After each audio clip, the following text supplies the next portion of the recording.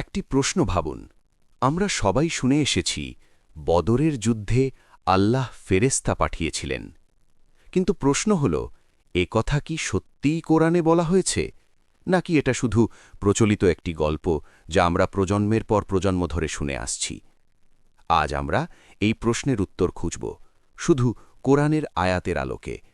সালামুন আলাইকুম। আজকের আলোচনায় আমরা একটি গুরুত্বপূর্ণ বিষয় বোঝার চেষ্টা করব। অনেকেই মনে করেন বদরের যুদ্ধ হয়েছিল ১৭ই রমজান, আর সেখানে হাজার হাজার ফেরেশতা নেমে এসে যুদ্ধ করেছিলেন। কিন্তু যখন আমরা সরাসরি কোরআনের আয়াত দেখি, তখন একটি ভিন্ন দৃষ্টিভঙ্গি সামনে আসে। আজ আমরা সূরা আলে ইমরানের ১২১ থেকে ১২৮ নম্বর আয়াত দেখে বোঝার চেষ্টা করব কোরআন আসলে কি বলছে, বদর শব্দটির প্রকৃত অর্থ কি, এবং আল্লাহ সাহায্য আসলে কিভাবে আসে। চলুন ধাপে ধাপে বিষয়টি বুঝি। ১. আল্লাহ কাজ পূর্ব নির্ধারিত নয়। প্রথমে একটি গুরুত্বপূর্ণ বিষয়। অনেক মানুষ মনে করে সব কিছুই আগেই পরিকল্পিত, যা হওয়ার ছিল সেটাই হবে।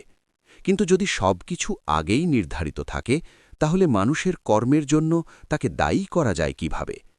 তাহলে তো ভালো কাজ বা খারাপ কাজ সবই আল্লাহ পরিকল্পনার অংশ হয়ে যাবে। তখন শাস্তি বা পুরস্কারের প্রশ্নই ওঠে না। কোরআনের শিক্ষা এই ধারণাকে সমর্থন করে না। এখন আসি সূরা আলে ইমরানের একটি আয়াতে। এখানে বলা হয়েছে, যখন আপনি সকালে বের হয়ে মুমিনদের তাদের অবস্থানে স্থাপন করছিলেন। তারপর বলা হয়, আল্লাহ সব কিছু শোনেন এবং জানেন। সূরা আলে ইমরান ৩:১২১। এখানে অনেকেই মনে করেন এটি যুদ্ধের প্রস্তুতির কথা বলছে। কিন্তু যদি ইসলামকে শান্তির ব্যবস্থা হিসেবে বোঝা হয়, তাহলে বিষয়টি অন্যভাবে বোঝা যায়।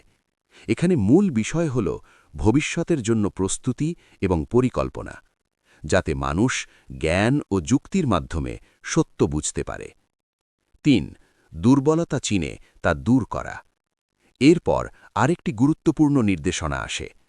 যখন তোমাদের দুই দল দুর্বল হয়ে পড়তে চেয়েছিল, তখন আল্লাহ তাদের সাহায্য করেছিলেন। সূরা আলে ইমরান ৩:১২২। এই আয়াতের মূল শিক্ষা হল, মানুষকে তার নিজের দুর্বলতা চিনতে হবে, নিজের ভেতরে তাকাতে হবে। কারণ সত্যিকারের ঈমানদার সেই ব্যক্তি যে নিজের ভুল বুঝতে পারে এবং তা সংশোধন করার সাহস রাখে। ৪. আল্লাহ নির্দেশই শেষ কথা। আরেকটি গুরুত্বপূর্ণ নির্দেশনা হল, মানুষকে শুধু আল্লাহ নির্দেশ অনুসরণ করতে হবে।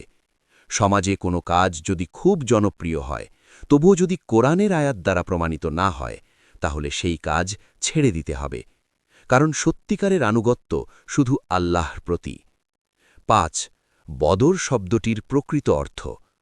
এখন আসি সেই গুরুত্বপূর্ণ আয়াতে, যেখানে বলা হয়েছে, আল্লাহ তোমাদের সাহায্য করেছিলেন বদরে, যখন তোমরা দুর্বল ছিলে। সূরা আলে ইমরান ৩:১২৩। সাধারণভাবে এটিকে বদরের যুদ্ধ হিসেবে ব্যাখ্যা করা হয়, কিন্তু এখানে বদর শব্দটি একটি আরবি শব্দ। এর অর্থ হল পূর্ণতা বা পরিপূর্ণতা। যেমন পূর্ণ চাঁদকে বলা হয় বদর। অর্থাৎ যখন কোনো কাজ সম্পূর্ণভাবে করা হয়, তখন আল্লাহর সাহায্য আসে। কিন্তু কাজ যদি অসম্পূর্ণ হয়, তাহলে সেই সাহায্য পাওয়া যায় না। ৬. ফেরেশতা সম্পর্কে ভুল ধারণা।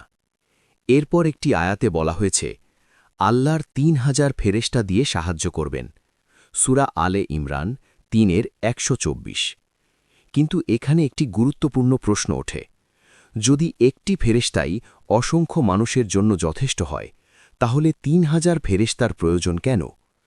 এখানেই বোঝা যায় এই আয়াতকে সরাসরি যুদ্ধের ঘটনা হিসেবে নেওয়া যুক্তিসঙ্গত নয়, বরং এটি রূপক বা শক্তির প্রতীকী ভাষা হতে পারে। ৭. ৫,০০০ ফেরেশতার আয়াত।